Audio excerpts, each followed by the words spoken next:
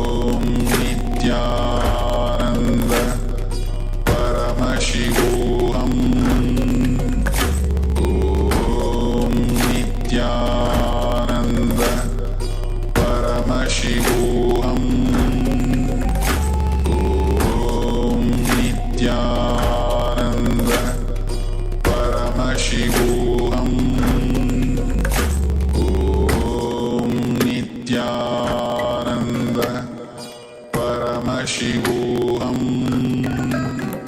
Om Nityananda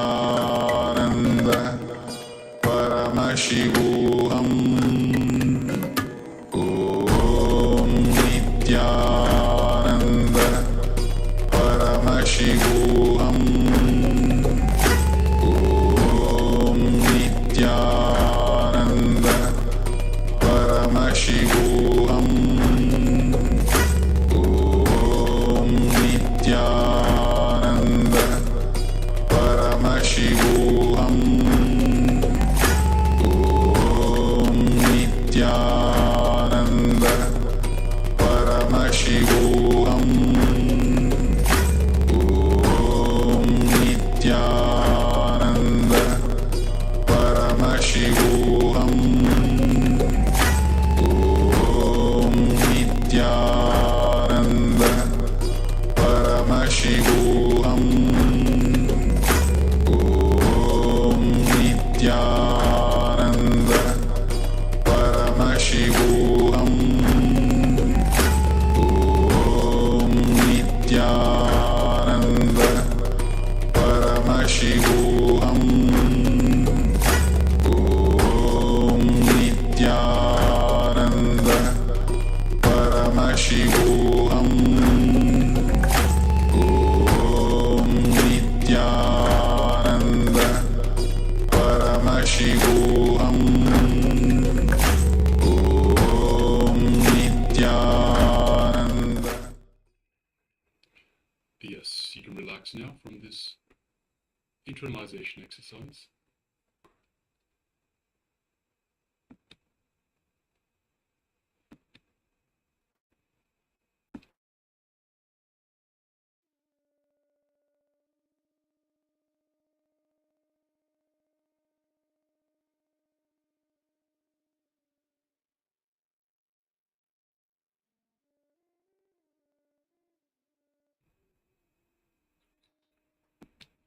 Yes, so sorry for the technical glitch. You can now relax from this internalization exercise.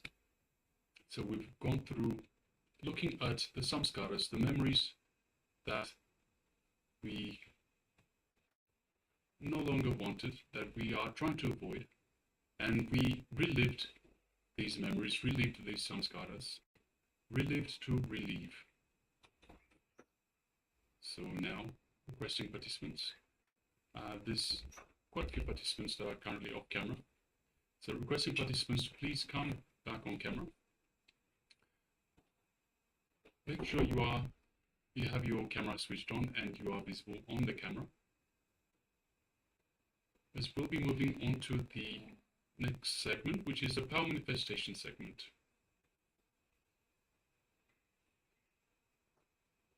So once again, apologizing and completing with participants for the technical issues that we've been experiencing. Requesting now the participants to please come back on camera. And let us go forward, let us proceed with the next segment, the power manifestation, which today is the power of thought current scanning.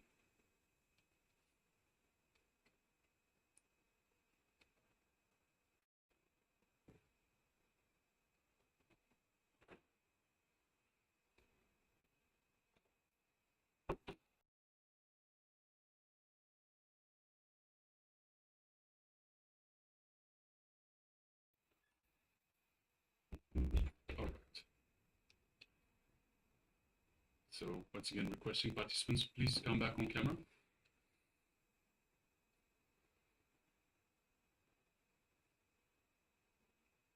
So for those of us on Zoom, requesting all participants to please come on the camera so we can see and we can better interact for this power manifestation session.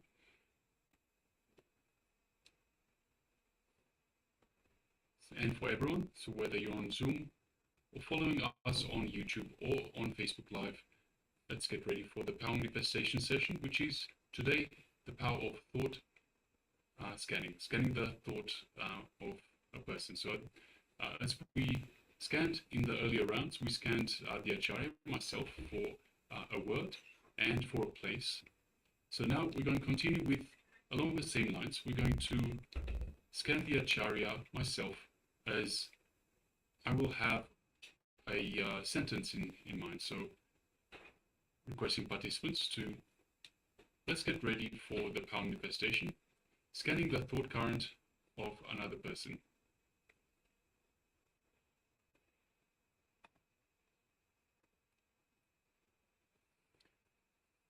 All right, just giving participants a couple of more moments to get ready.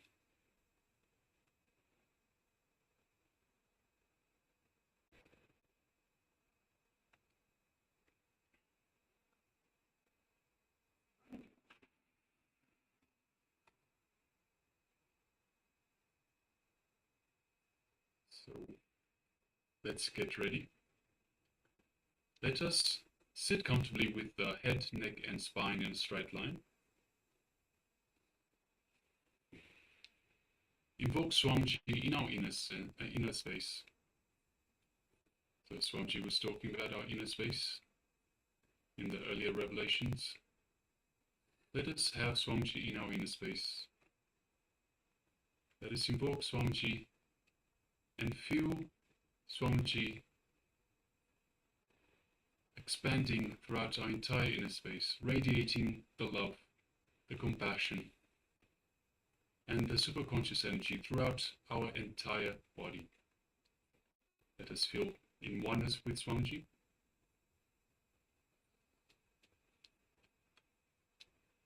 Let us now connect to Swamiji in our third eye.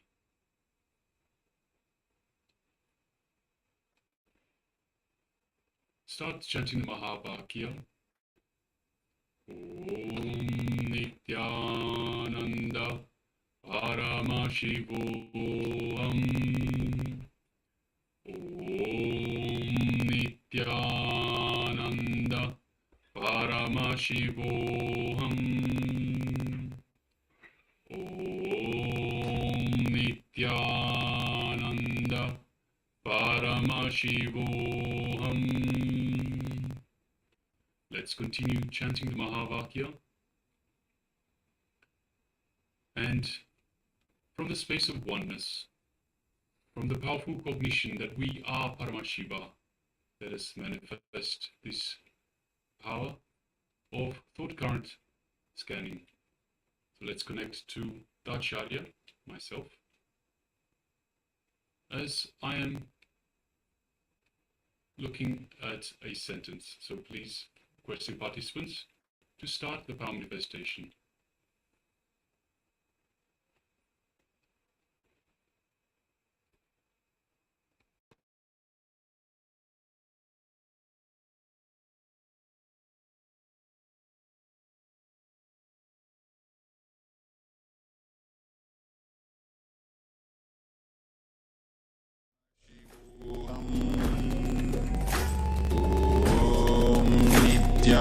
Nityananda Paramashivam. Om Nityananda Paramashivam. Om Nityananda Paramashivam. Om Nityananda Paramashivam.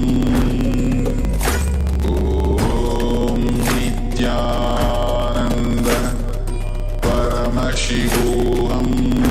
Om Nityananda